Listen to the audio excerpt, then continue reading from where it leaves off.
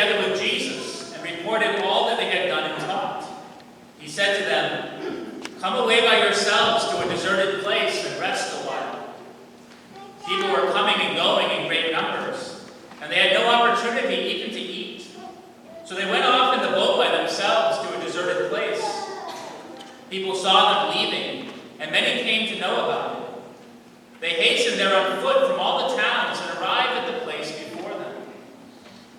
When he disembarked and saw the vast crowd, his heart was moved with pity for them, because they were like sheep without a shepherd.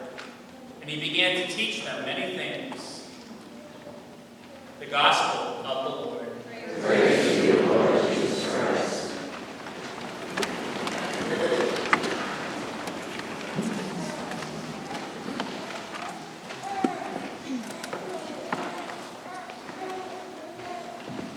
This week I visited my cousins in Maine, and everyone was doing well. But my poor cousin Melanie was disappointed because she had taken driver's ed this summer, and this week she failed her driver's test. To make matters worse, her twin sister passed her test and is now enjoying life on the road. So to encourage her, I told her a story that someone told me recently about when they took their driver's test at the DMV down in Twin Mountain. As a 16-year-old kid, this guy didn't realize that you were supposed to bring your own car to the driver's test. When he and his instructor walked out to take the test, there was one car in the parking lot.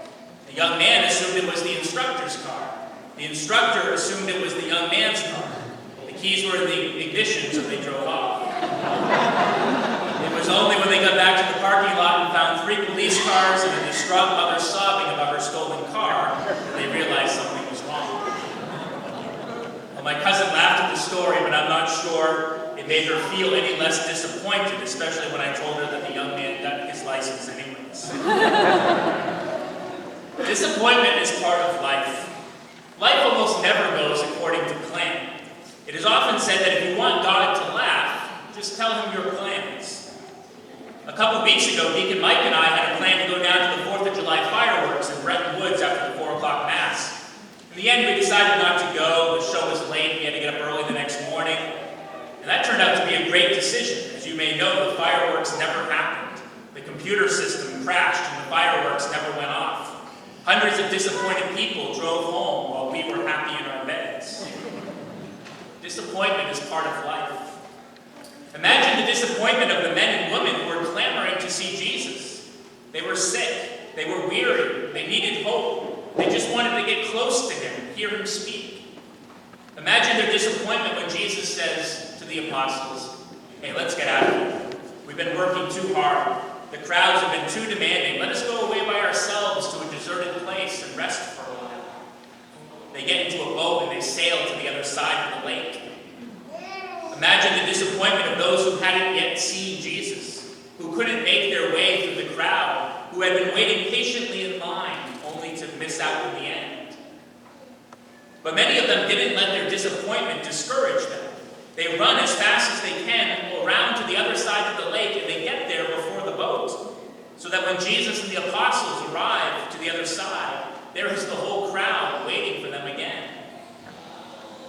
And then we get a beautiful insight into Jesus' heart. We're told that Jesus' heart is moved with pity for them, because they are like sheep without a shepherd. And he begins to teach them many things. Imagine the disappointment of the apostles who were finally looking forward to a well-deserved vacation, spending some quiet time alone with Jesus themselves, only to have Jesus go off to the crowd again. Disappointment is part of life.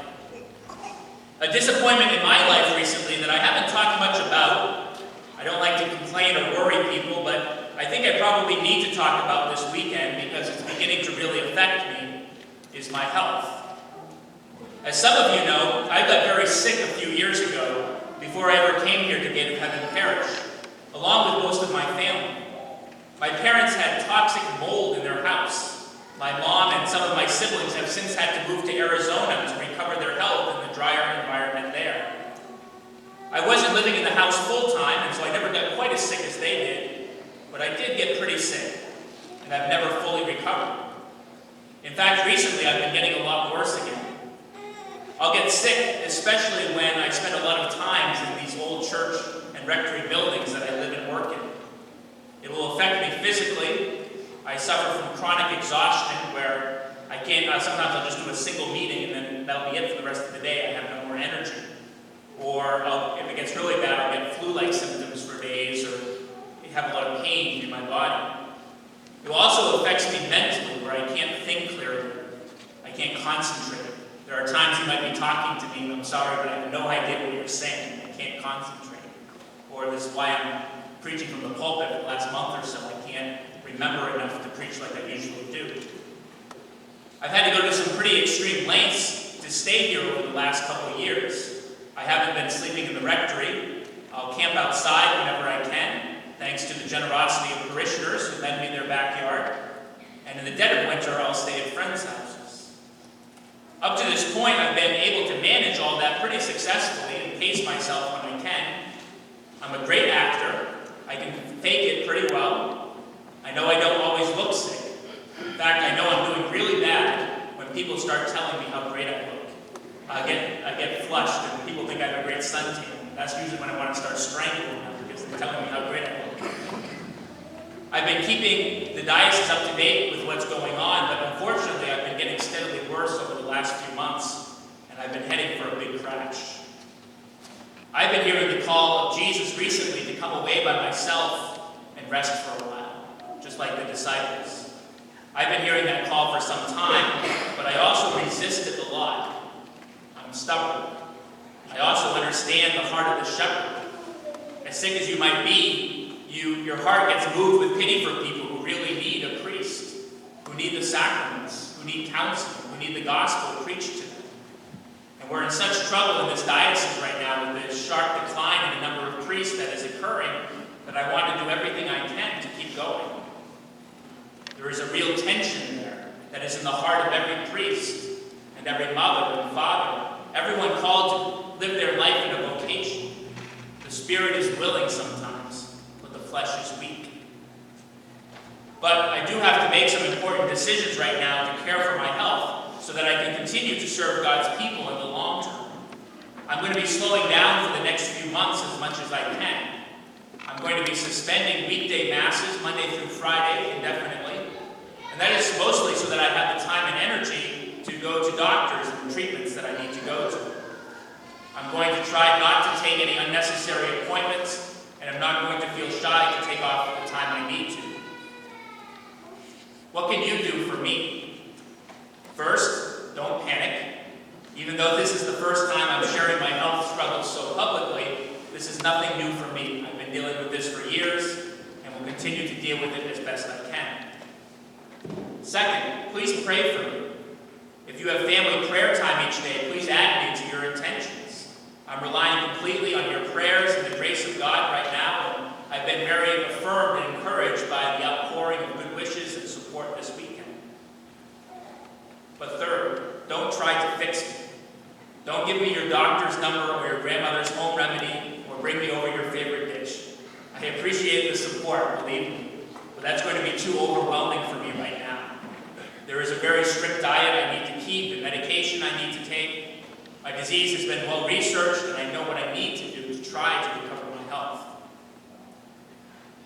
Anyone who has suffered from chronic illness knows what an incredibly discouraging and disappointing journey it can be.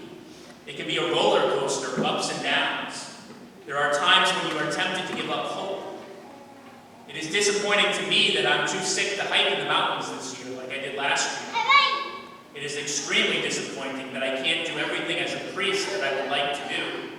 I can't always visit the faith formation classes or come down to breakfast after Mass because I get sick when I go down to the basement of the churches. But out of that disappointment can come a real perspective on life. You learn what you can put your trust in. If we put our trust on our own strength and ingenuity, we will fail. If we put our trust in what we own, we will lose it all one day. If we put our trust in computers, there may not be a fireworks show.